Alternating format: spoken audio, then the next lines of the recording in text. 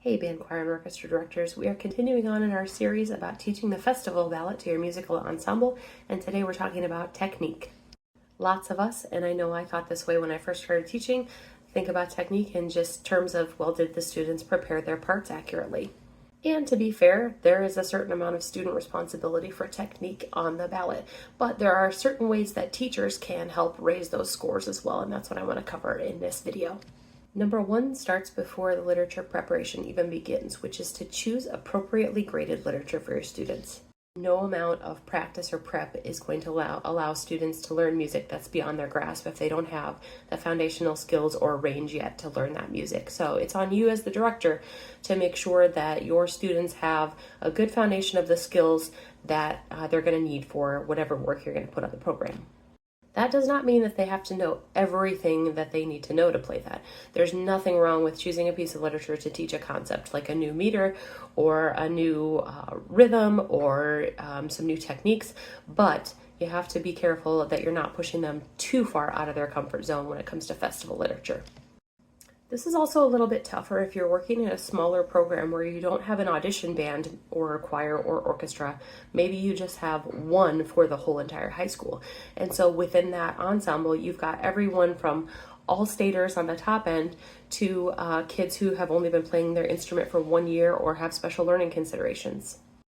And in those scenarios, you want to pick something that's within the grasp of most of the students. The students on the top end are going to need to get their challenges elsewhere, like at solo contests or with recitals. And the kids who are in need of extra help for things may need your help with scaffolding that learning and tweaking their parts so that they're able to play most of the things. But then if they have things that are just kind of beyond their grasp at that point, then you make that accommodation and tweak their part a little bit so that they're able to play and fully participate.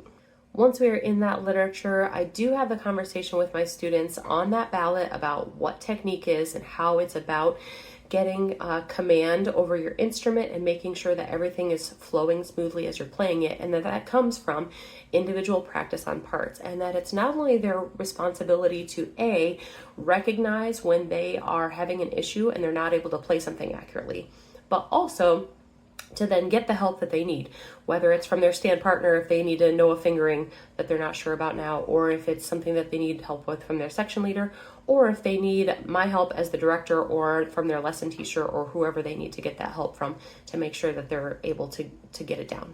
Then back to me as the teacher, it's my responsibility once again to choose warm-ups, exercises, and drills for the ensemble that are going to be beneficial in pursuit of that literature.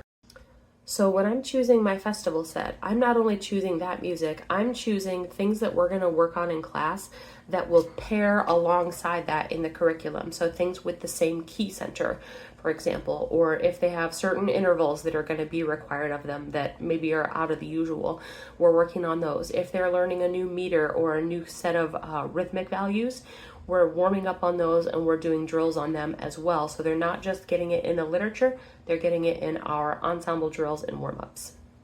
Doubling up like that is also going to help them in the future when they run into those skills in a new set of literature.